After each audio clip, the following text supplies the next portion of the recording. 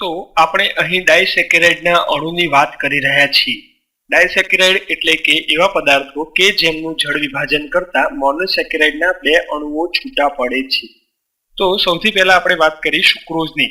તો સુક્રોઝનું જળ વિભાજન કરતા ગ્લુકોઝ પ્લસ ફ્રુક્ટોઝ આપણને મળે છે. તેવી જ રીતે જો માલ્ટોઝનું જળ વિભાજન કરવામાં આવે તો તેની અંદરથી ગ્લુકોઝ પ્લસ ગ્લુકોઝના બે અણુઓ છૂટા પડે છે. તો આનું અણુસૂત્ર હશે વિદ્યાર્થી મિત્રો, જ્યારે માલ્ટોઝનું જળ વિભાજન કરવામાં આવે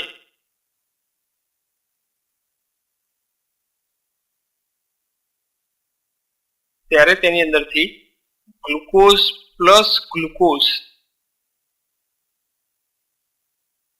એમ બે ગ્લુકોઝના અણુઓ મોનોસેકેરાઇડ તરીકે છૂટા પડે છે. આ જે માલ્ટોઝ છે તે જવ જે હોય છે તે જવની અંદર રહેલું હોય છે. તે જવની અંદર જે મુખ્ય ઘટક હોય છે એ માલ્ટ નામનો હોય છે.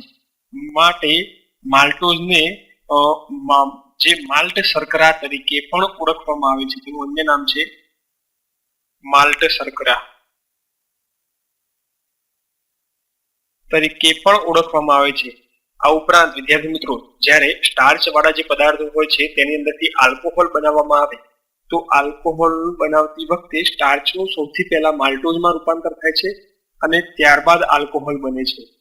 આમ આ જે માલ્ટોઝ છે એના ગુણધર્મોની વાત કરીએ તો તે રંગવિહીન અને સ્ફટિકમય પદાર્થ છે. રંગવિહીન અને સ્ફટિકમય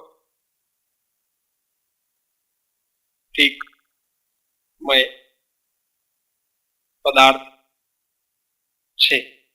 તો આ જે માલ્ટોઝ છે વિદ્યાર્થી મિત્રો, એ માલ્ટોઝ પાણીની અંદર એકદમ દ્રાવ્ય જોવા મળે છે, પરંતુ તે આલ્કોહોલની અંદર અદ્રાવ્ય હોય છે. આ ઉપરાંત માલ્ટોઝ એ લક્ષણ ભ્રમણીય છે.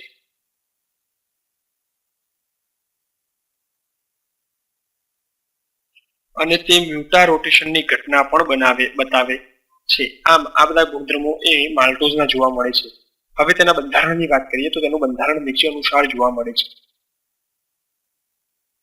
તો વિદ્યાર્થી મિત્રો, તમારી સામે મેં જે સ્ટ્રક્ચર બનાવ્યું છે એ સ્ટ્રક્ચર માલ્ટોઝનું જોવા મળે છે. તો માલ્ટોઝની અંદર બે ગ્લુકોઝના અણુ આવેલા હોય છે. એની અંદરથી એક ગ્લુકોઝનો C1 કાર્બન અને બીજા ગ્લુકોઝનો C4 કાર્બન એકબીજા સાથે ઓક્સિજનથી જોડાયેલા હોય છે, જેને આપણે ગ્લાયકોસિડિક સાંકળ તરીકે પણ ઓળખીએ છીએ. એટલે કે C1 જે માલ્ટોઝની અંદર C1 ઓક્સિજન અને C4 આ પ્રકારનું બંધારણ જોવા મળે છે. જે માલ્ટોઝ હોય છે એની અંદર કયા પ્રકારની રચના હોય તો એક ગ્લુકોઝનો C1 કાર્બન અને બીજા ગ્લુકોઝનો C4 કાર્બન એ બંને એકબીજા સાથે ઓક્સિજનથી જોડાયેલા હોય છે. બીજી અહીં વસ્તુ એક ધ્યાન રાખવાની છે કે આ જે શર્કરા છે એ શર્કરા એ રિડ્યુસિંગ શર્કરા તરીકે ઓળખાય છે. કેમ? કારણ કે ગ્લુકોઝની અંદર C1 કાર્બન ઉપર, આ C1 કાર્બન છે, C1 કાર્બન ઉપર આવેલો OH એ રિડક્શન કરતા તરીકે વર્તે છે, બીજા પદાર્થનું રિડક્શન કરે છે. અને અહીં તમે જોઈ શકો છો કે આ અહીં જે પ્રથમ સ્ટ્રક્ચર આપેલું છે એ ગ્લુકોઝનો C1 કાર્બન ઉપર આવેલો OH બંધની અંદર ભાગ લઈ લે છે, એટલે તે બંધાઈ ગયો છે. પરંતુ જે બીજો ગ્લુકોઝ છે તેના અણુની અંદર C1 કાર્બન ઉપર આવેલો OH એ મુક્ત અવસ્થામાં જોવા મળે છે. તેના કારણે તે સરળતાથી બીજા પદાર્થનું રિડક્શન કરી શકે છે. માટે માલ્ટોઝને રિડક્શન કરતા તરીકે ઓળખવામાં આવે છે. બીજી વસ્તુ, જે આ માલ્ટોઝ મળે છે એ માલ્ટોઝના બે પ્રકાર છે, આલ્ફા પ્લસ માલ્ટોઝ અને બીટા પ્લસ માલ્ટોઝ. તો કેમ આવું થયું? તેનું મુખ્ય કાર્બન એનોમેરિક કાર્બન છે. તો અહીં જે કાર્બન આવેલો છે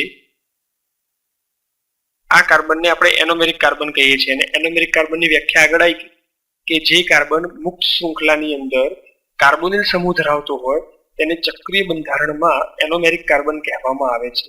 તો જે કાર્બન એનોમેરિક કાર્બન છે એના ઉપર OH ગોઠવાયેલો છે. તો જો OH નીચેની તરફ ગોઠવાયેલો હોય, અહીં જેમ છે OH નીચેની તરફ ગોઠવાયેલો છે હોય તો તેવા ગ્લુકોઝને આલ્ફા ડી પ્લસ ગ્લુકોઝ કહેવામાં આવે છે. અને જો OH ઉપરની તરફ ગોઠવાયેલો હોય તો તેવા ગ્લુકોઝને બીટા ડી પ્લસ ગ્લુકોઝ કહેવામાં આવે છે. તો જો માલ્ટોઝના બંધારણની અંદર આ એનોમેરિક કાર્બનમાં OH સમૂહ એક ઉપરની તરફ હોય તો તેઓ માલ્ટોઝ થશે આલ્ફા પ્લસ માલ્ટોઝ, અને જો OH સમૂહ નીચેની તરફ હશે તો તેઓ માલ્ટોઝ થશે બીટા પ્લસ માલ્ટોઝ. તો એનોમેરિક કાર્બન સાથે જોડાયેલા OH સમૂહના આધારે માલ્ટોઝના બે પ્રકાર, આલ્ફા માલ્ટોઝ, બીજો પ્રકાર છે બીટા માલ્ટોઝ. એટલે કે જો OH રિડક્શન કરતા જે સમૂહ છે એ ઉપરની તરફ આવેલો હોય એનોમેરિક કાર્બન સાથે જોડાયેલો હોય છે તો તેઓ માલ્ટોઝ આલ્ફા માલ્ટોઝ, અને જો નીચેની તરફ ગોઠવાયેલો હોય તો તેઓ માલ્ટોઝ એ બીટા માલ્ટોઝ કહેવાય છે. અને અહીં તમે જોયું તેમ એ OH એ મુક્ત અવસ્થામાં જોવા મળે છે C1 ઉપરનો, માટે આ શર્કરાને રેડ્યુસિંગ શર્કરા તરીકે ઓળખવામાં આવે છે.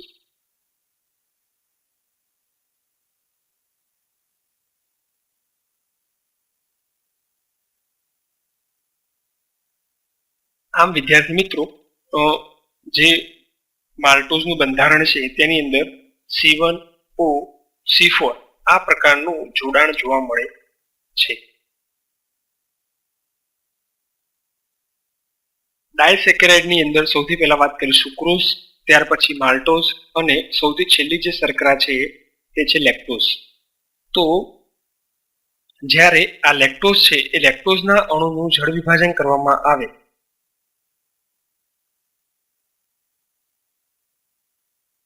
ત્યારે તેની અંદરથી બે શર્કરાઓ છૂટી પડે છે. એક છે ગ્લુકોઝ પ્લસ બીજું છે ગેલેક્ટોઝ.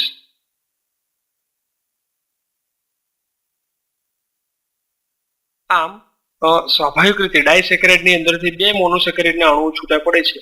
તો આપણી આ જે શર્કરા છે લેક્ટોઝ, એ શર્કરાની અંદરથી જે છૂટો પડતો અણુ છે તે છે ગ્લુકોઝ પ્લસ ગેલેક્ટોઝ.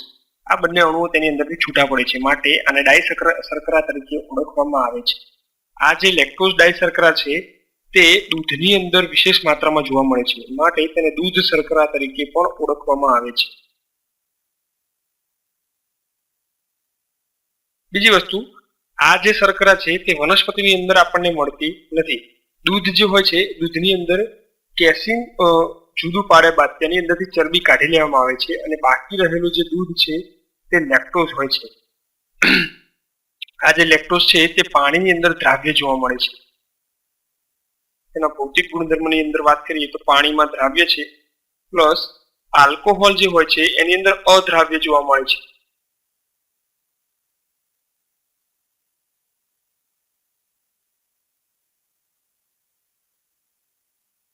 બીજા જો ભૌતિક ગુણધર્મોની વાત કરીએ તો આ જે શર્કરા છે તે દક્ષિણ ભ્રમણીય જોવા મળે છે.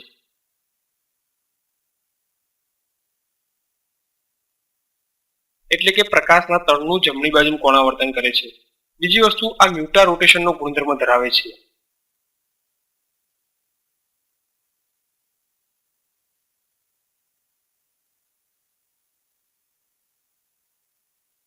આમ આ જે શર્કરા છે એ શર્કરાની અંદર ગેલેક્ટોઝ પ્લસ ગ્લુકોઝ આવેલા છે, માટે સૌથી પહેલા આપણા માટે નવો શબ્દ અહીં એડ થયો ગેલેક્ટોઝ.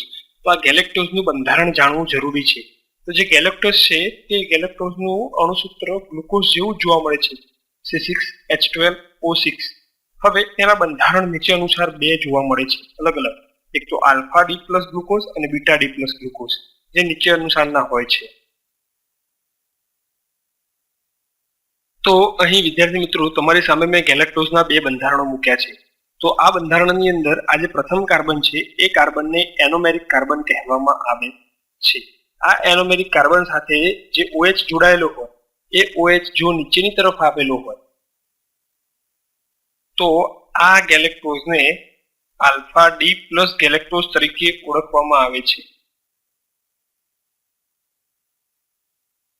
તેવી જ રીતે આ જે C1 કાર્બન છે એ C1 કાર્બન સાથે જોડાયેલો OH એ ઉપરની તરફ આવેલો હોય તો તેવા ગેલેક્ટોઝને બીટા ડી પ્લસ ગેલેક્ટોઝ તરીકે ઓળખવામાં આવે છે.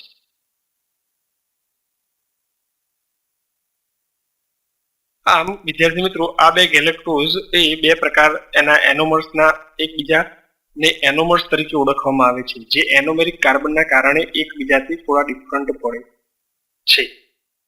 હવે ગ્લુકોઝ પ્લસ ગેલેક્ટોઝનું બંધારણ કયા પ્રકારનું હોય છે તેની આપણે અહીં વાત કરીએ.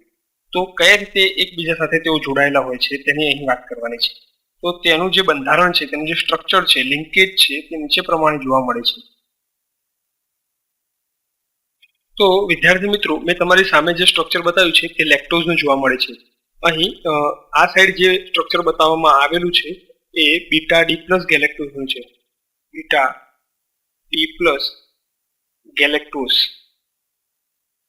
આ બીટા ડી પ્લસ ગેલેક્ટોઝનો અણુ એ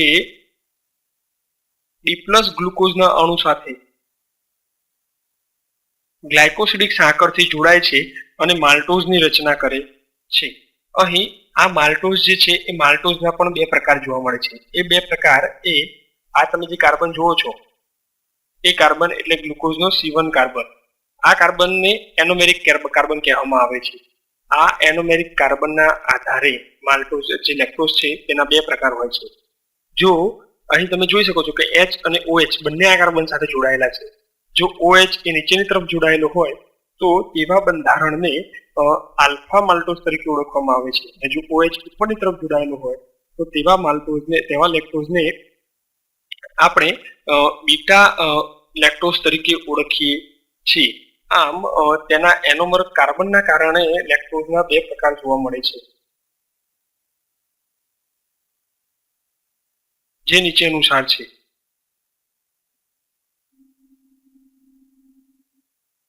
જો લેક્ટોઝ સાથે આવેલ ગ્લુકોઝ માં C1 કાર્બન માં રહેલો OH ઉપરની તરફ જોડાય તો તેવું જે બંધારણ હોય, નીચેની તરફ OH આવેલો હોય સૌથી પહેલા, તો તેવું જે બંધારણ હોય તેને આલ્ફા લેક્ટોઝ કહેવામાં આવે છે. અને જો OH એ ઉપરની તરફ આવેલો હોય તો તેને બીટા લેક્ટોઝ તરીકે ઓળખવામાં આવે છે. આમ લેક્ટોઝના તેની અંદર રહેલા OH ના આધારે બે પ્રકાર જોવા મળે છે. જે અહીં આ કાર્બન તમારી સામે છે એ કાર્બનના આધારે આ બે પ્રકાર થતા જ હોય છે. હવે વિદ્યાર્થી મિત્રો, બીજી એક અગત્યની વસ્તુ કે C1 સાથે જોડાયેલો ગ્લુકોઝનો C1 કાર્બન હોય તેની સાથે જે OH જોડાયેલો હોય તે OH એ બીજા પદાર્થનું હંમેશા રિડક્શન કરે છે. અને અહીં તમે જોઈ શકો છો કે આ ગ્લુકોઝની અંદર આવેલો OH એ કોઈ જ બંધમાં ભાગ લેતો નથી. માટે આ OH એ મુક્ત છે. માટે જે આખો પદાર્થ છે તે બીજા પદાર્થનું સરળતાથી રિડક્શન કરી શકે છે. માટે જે આ માલ્ટોઝ છે તે માલ્ટોઝ શર્કરાને રિડ્યુસિંગ શર્કરા તરીકે પણ ઓળખવામાં આવે છે, કારણ કે તેની અંદર આવેલો OH એ મુક્ત છે અને તેથી તે બીજા પદાર્થનું રિડક્શન કરી શકે છે. માટે લેક્ટોઝને રિડ્યુસિંગ શર્કરા તરીકે ઓળખવામાં આવે છે.